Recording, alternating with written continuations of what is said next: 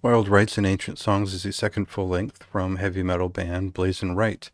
And this is a group out of Pennsylvania who generally, I wouldn't say most of the members are entirely well known for other bands, but they did kind of crop up out of nowhere, show up on Gates of Hell Records with an EP that had been self-released at some point, and I think the EP also came out on Alone Records in Greece, sort of a more traditional heavy metal record label that you should know about, and it arrived on on my doorstep as a 12-inch MLP, which was very much classic in style but full of personality. I'm a huge fan of, well, obviously like Iron Maiden and all that, but a lot of the bands that cropped up afterwards that similarly had their own sort of performative ideas. And I think the best example is like Brokus Helm.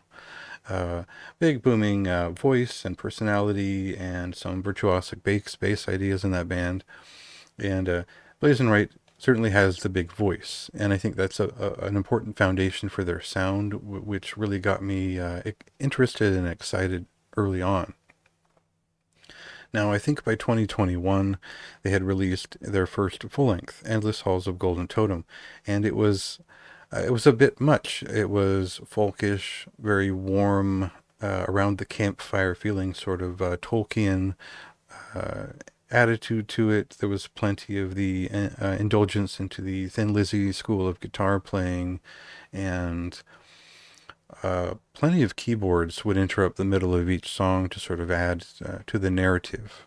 Now, this broke a lot of focus from the riffs that we had heard on the first EP, Dulce Bellum Inexpertus, and it wasn't that it was a bad record. It's just that it felt like it leaned so much into late 70s rock or even early 70s rock in some cases, that it had sort of missed the point of why their EP was cool.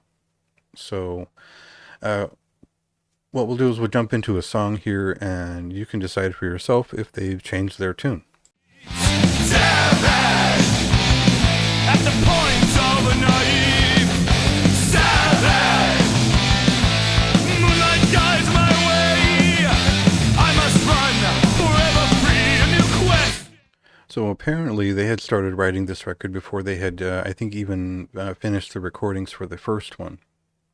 Now, it does seem like they want to do something different right away that was uh, maybe closer to a guitar-focused album, one that emphasized their dual guitar shenanigans without going overboard with it, and one that helped the vocalist direct the experience a little bit more. And that meant losing some of the folkish traits, some of the rock traits, which are still there, and focusing on just a solid, uh, straightforward, like heavy metal record, in the classic sort of 80s spirit, mid 80s, if you will, where it is in the bardic tradition, but certainly doesn't sound exactly like Omen or Manila Road or a lot of the sort of milestones for that style in U.S. Power metal and U.S. Just 80s heavy metal in general. Now, they still definitely have that Thin Lizzy-esque style, but this is a faster paced record. It has got a lot more energy. It has a lot of gang shouted vocals. It's very much an exuberant, uh, sort of not a party of a record, but certainly there's a bardic feeling to it. And when I say bardic, I mean you're in the ale house. You're in the experience, and you're hearing a story told in a very rousing way where it involves the audience.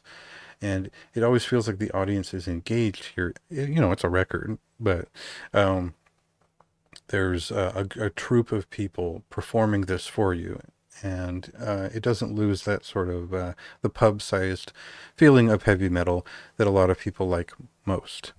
Uh, so what this record does so well is catchy and riff forward songs with plenty of guitar solos, and a lot of the things you'd want from a heavy metal band that is very conscious uh, in its treatment of epic heavy metal without too much indulgence.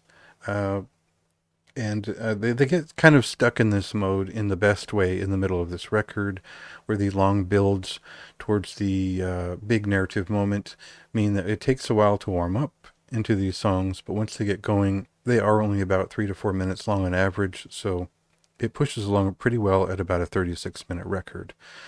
Uh, I hate to always harp on the simple yet effective point, but that is one thing that I do enjoy about heavy metal.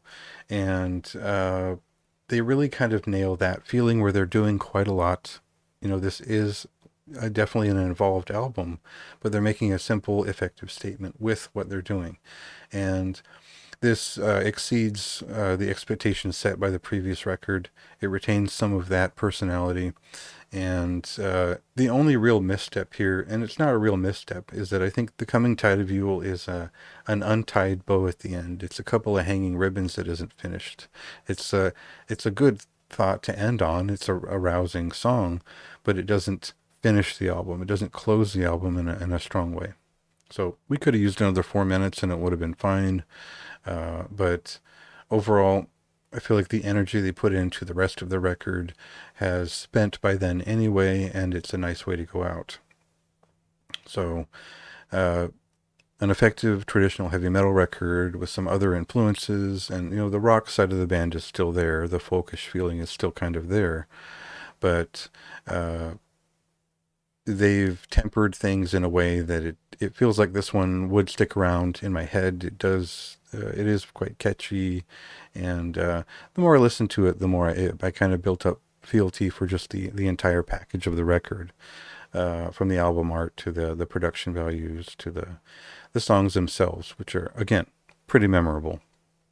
So for my taste, that is a high recommendation to give, and I sort of justify that here and there in the written review, so that's worth reading, if you will. And yeah, go check that out when it releases tomorrow. Flames and poison and scarlet death, but doctors surrender.